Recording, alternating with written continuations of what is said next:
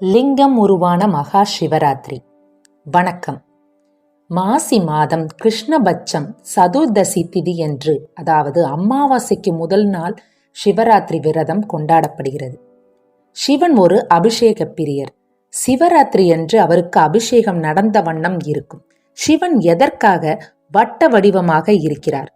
வட்டம்தான் அடி முடிவில்லாத ஒன்று. அதனால்தான் அவர் ஆதி இல்லை அந்தமும் இல்லாதவர் என்று சிவனின் லிங்காகாரம் காட்டுகிறது. லிங்கம் எதற்காக வட்டமாக இல்லாமல் நீள்வட்டமாக இருக்கிறது? இந்த உலகமே நீள்வட்டமாகத்தான் இருக்கும். நாம் சூரிய மண்டலத்தை, அதாவது சோலார் சிஸ்டத்தை எடுத்துக்கொண்டால் கிரகங்கள் செல்கின்ற பாதை நீள்வட்டமாகத்தான் இருக்கும்.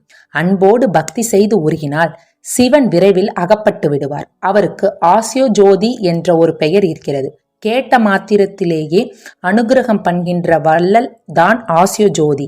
சகல பிரபஞ்சத்தையும் அடக்கியிருக்கிற லிங்க ரூபமானது உருவானது ஒரு மகா சிவராத்திரி இரவில்தான்.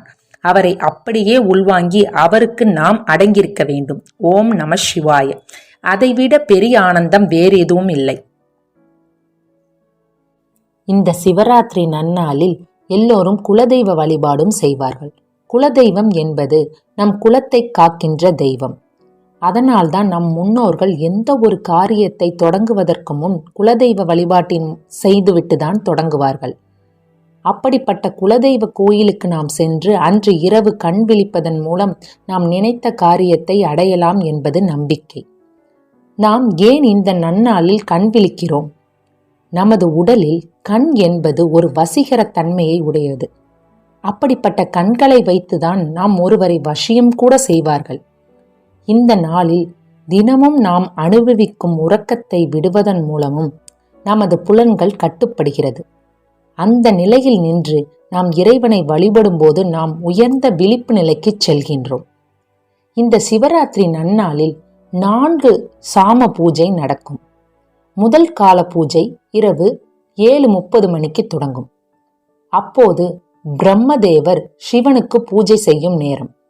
2ஆம் சாம பூஜை இரவு 10:30 மணிக்கு தொடங்கும். இந்த நேரத்தில் விஷ்ணு பகவான் சிவனுக்கு பூஜை செய்யும் நேரம். 3ஆம் சாம பூஜை இரவு 12 மணிக்கு தொடங்கும். அப்போது சக்தி சிவனுக்கு பூஜை செய்யும் நேரம் என்று கூறுவார்கள். 4ஆம் சாம பூஜை, அதாவது அதிகாலை 4:30 மணி அளவில் 30 முக்கோடி தேவர்களும் ரிஷிகளும் மற்ற ஜீவராசிகளும் பூஜை செய்யும் நேரம் இது. இப்படிப்பட்ட உகந்த சிவராத்திரி நாளில் நாம் எல்லோரும் ஓம் நம சிவாய என்ற மந்திரத்தை உச்சரித்து ஓராண்டிற்கான பலன் கிடைக்கும் என்பது நம்பிக்கை. இது போன்ற ஆன்மீக தகவலை மேலும் தெரிந்து கொள்ள நம் கிருத்திவி ஸ்ரீ அஸ்ட்ரோ யூடியூப் சேனலை சப்ஸ்கிரைப் பண்ணுங்க, மற்றவங்களுக்கும் ஷேர் பண்ணுங்க. நன்றி, வணக்கம்.